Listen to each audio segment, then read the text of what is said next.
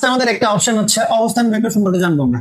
অবস্থান ভেক্টর, কারণ অবস্থান ভেক্টর সম্পর্কে জানতে গেলে আমাদের একটু গ্রাফ লাগবে। অবস্থান ভেক্টর সম্পর্কে জানতে গেলে কি লাগবে ভাই? গ্রাফ লাগবে। এখন যদি আমি গ্রাফের আলোচনা করতে যাই, অবস্থান ভেক্টর মানে কি? মূল বিন্দু সাপেক্ষে। কোন বিন্দু সাপেক্ষে? মূল বিন্দু সাপেক্ষে। এখন গ্রাফের মূল বিন্দু যদি আমি বলি, তাহলে এটা গ্রাফের মূল বিন্দু কোনটা? এইটা। আর এটাকে আমরা কি বলি? 0 0 বলি না? হ্যাঁ, তো আমি এখান থেকে আমি একটা এ বিন্দু ধরলাম, আবার একটা এখানে কি ধরলাম? বি বিন্দু। তাহলে আমি এটাকে ধরলাম এ বিন্দু, এটাকে আমি ধরলাম কি? বি বিন্দু। এখন প্রশ্ন হচ্ছে যে আমি যদি একটু গ্রাফটা ড্র করি, হ্যাঁ, তাহলে আমি এখান থেকে কি করব? এইখানে আনবো, আবার এখান থেকে কোন দিকে নিব?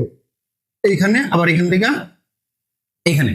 তাহলে একটা এ বিন্দু, একটা বি বিন্দু, একটা সি বিন্দু। অবস্থান ভেক্টর কি দিয়ে প্রমাণ করতে হয় বললাম? অবস্থান ভেক্টর কিসের সাহায্যে বোঝা যায়? মূল বিন্দু সাপেক্ষে বোঝা যায়।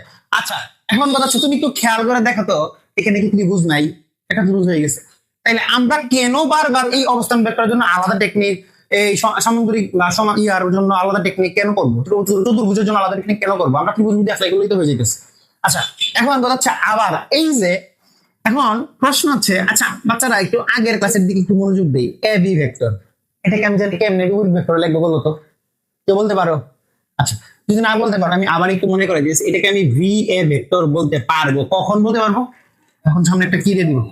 মাইনাস দিয়ে দিব। তাহলে তো বিপরীত ভেক্টর হয়ে গেছে।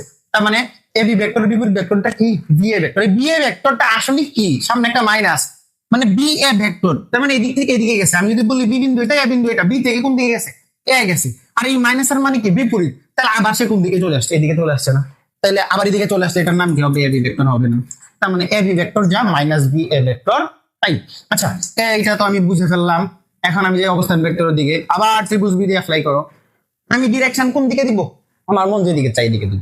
তাহলে আমি প্রথম কথা হচ্ছে আমি এই দিকে দিয়ে ডিরেকশন দিলাম।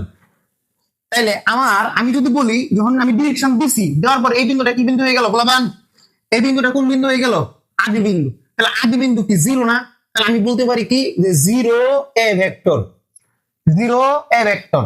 এখান থেকে আবার এই বিন্দু থেকে কোন বিন্দুতে গেছে? এই বিন্দু থেকে পৌঁছাইছে। তার মানে এই বিন্দু থেকে পৌঁছাইছে। তার মানে এ থেকে কোথায় গেছে? বি এর দিকে গেছে, প্লাস এ ভি ভেক্টর হয়ে গেল না?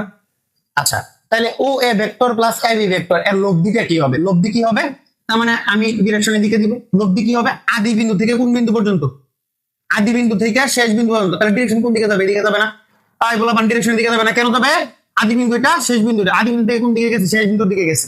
তাই এটাকে আমি বলতে পারি কি যে ও ভি ভেক্টর। এখন আমি ধরলাম এই ও এ ভেক্টরে আমি ছোট হাতের এ ভেক্টর ধরলাম, আবার এই ও বি ভেক্টরে ছোট হাতের বি ধরলাম, বি ভেক্টর ধরলাম। এখন এটা ধরার পরে আমি যদি বলি যে ও এ ভেক্টরের নাম কি? A vector, plus A B ভেক্টরের নাম কি? বি ভেক্টরটা আমি এ ভেক্টরে রাখলাম, ইকুয়াল। আবার ও বি এর নাম কি? বি ভেক্টর, আমি রাখলাম কি? B vector. এখন আমার কথা হচ্ছে যে আমি যদি এটাকে এই এ ভেক্টরটা ওই পাশে নিয়ে যাই, যে A B vector equal to কি হবে? B vector minus A vector হবে না? তাইলে এই এ বি ভেক্টরের অবস্থান ভেক্টর হচ্ছে এটা। এ ভেক্টর অবস্থান ভেক্টর কি? B vector minus A vector. তাইলে একটু একটা এমসিকিউ, মানে এমসিকিউ সমাধান করতে গেলে খুব লাগে শর্টকাট টেকনিক। আমি যদি বলি সিডি ভেক্টরের অবস্থান ভেক্টর কি হবে? বলো সিডি ভেক্টরের অবস্থান ভেক্টর কি হবে? আমি একটু আবার গ্রাফাইকা দিতেছি। বলো পানি, এটা হচ্ছে মূল বিন্দু। এখন এখান থেকে দুইটা গেল, এটা হচ্ছে সি বিন্দু, এটা হচ্ছে কি বিন্দু? ডি বিন্দু। তাহলে এই সি ডি ভেক্টরের অবস্থান ভেক্টর কি হবে? অবস্থান ভেক্টর কি হবে? এটা বাড়ির কাজ, বাড়ির কাজ। এটা কোথায় দেখাবা? এটা আমাদের কমেন্ট সেকশনে দেখা যাবে। কমেন্ট সেকশনে বলে দাও, হ্যাঁ, যে এই সিডি ভেক্টরের অবস্থান ভেক্টরটা কি হবে। তুমি যদি এইটা মোটামুটি বুঝো, তাহলে মনে হয় না যে আমাদের সামনে একটা যখন প্রমাণে ঢুকবো তখন আমাদের এইটা ছাড়া যে বেসিক ক্লাসগুলো নিচ্ছে, আমরা বেসিক কথাগুলো বলছি, এটা ছাড়া আর কোথাও লাগবে।